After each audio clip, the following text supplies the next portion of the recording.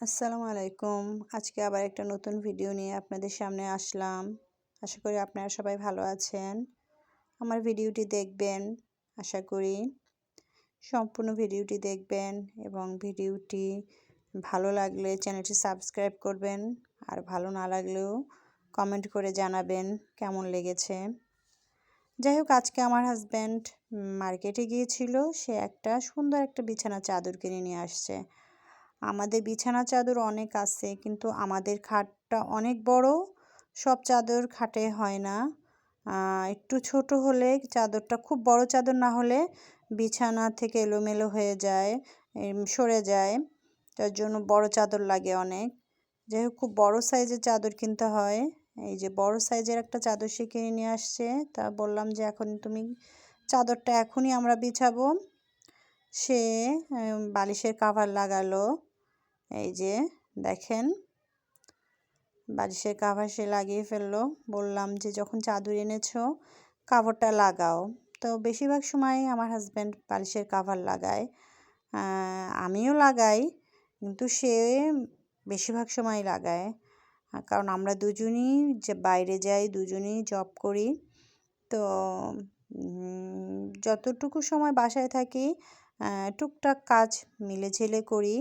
এই কাজগুলো সেই বালিশের কাভার টাভার লাগায়। তো এই যে দেখেন, দুইটা বালিশের কাভারই সে লাগিয়ে ফেললো। যদিও দুইটা বালিশ না, আমার বিছানায় বালিশ হচ্ছে সবসময় 4টা থাকে। এখন বললাম যে কোল বালিশের কাভার লাগাও। এখন সে কোল বালিশের কাভার লাগাবে। আসলে সংসারটা তো দুজনার। আমাদের এরকম মেন্টালিটি থাকা উচিত যে দুজনের সংসার দুজনেই মিলেঝিলে করব, ঘর গুছাবো। কারণ আমিও তো চাকরি করি, কারণ আমিও বাহিরে পরিশ্রম করে আসি, সেও করে। এখন সে যদি ভাবে যে না, আমি কেন সংসারের কাজে হাত দিব, যদিও সে কোনো জায়গায় হাত দেয় না, সে এই মাঝে মাঝে বালিশের কাভারগুলাই লাগায়। তো আমি যখন নাকি দেখা যায় খুব ব্যস্ত থাকি বা একটা কাজ করি, তখন বলি যে তুমি বালিশের কাভারগুলো লাগাও। তো আজকে এই ফাঁকে একটু নতুন চাদর আনাতে তাকে দিয়ে কাজটা করাতে পারলাম। সে করছে, আমি বসে বসে ভিডিও করছি। আর এর মধ্যে কিন্তু আমাকে যে শুধু বকা দিচ্ছে, কেন ভিডিও করতেছো, এগুলো যদি তুমি খালি কোথাও ছাড়ো ইউটিউব বা ফেসবুকে, তাইলে তোমার খবর আছে। আমি কিন্তু বকা খাচ্ছি, কিন্তু তারপরও ভিডিও করে যাচ্ছি। বকা তো খাই, তারপরও ভিডিও করছি। এই যে কাভার, কোলবালিশের কাভারটাও সে লাগিয়ে ফেললো। দেখেন, আসলে সংসারের কাজ দুজনে মিলেঝিলে করলে কারোই কষ্ট হয় না। যেমন তাকে আমি আর্থিকভাবে তাকে আমি সহায়তা করতেছি, যেহেতু আমি বাইরে চাকরি করি। আমি তো সংসারে কিছু টাকা আমিও দিই, তো আমাদের সংসারটা সুন্দরভাবে চলে। তো তারও তো উচিত আমাকে সংসারের কাজে একটু সাহায্য করা। এই যে এটা আবার নতুন সিস্টেমে বালিশের কাভার, দুই পাশ দিয়েই খোলা। মেজাজটা গরম লাগছে যে কি বালিশের কাভার আনছো। যাই হোক, আয়না ফেলাইছে, আর এটা নিয়ে বেশি কথা বলি নাই। এই যে একটা, সে আবার তার কাজ খুব আস্তে আস্তে করে। আমার খুব রাগ লাগে। আমি কাজ করি খুব দ্রুত, আর সে কাজ করে আস্তে আস্তে। এই দুজনের মধ্যে মনে করেন খুব পার্থক্য। আমি কাজ করি খরগোশের গতিতে, আর আমার জামাই কাজ করে কচ্ছপের গতিতে। এই হচ্ছে আমাদের দুজনের মধ্যে কাজের পার্থক্য। যাই হোক, এখন বললাম যে ঠিক আছে, তাইলে আসো দুজনে মিলা বালিশ এই বিছানার চাদরটা বিছায় ফেলি। দেখেন আমার বিছানায় কতগুলো বিছানো, ম্যাট্রেস তোশক, তারপর ম্যাট্রেস টপার, তারপর আবার একটা কাঁথা বিছায় রাখছি, তার উপরে এখন চাদরটা বিছাবো।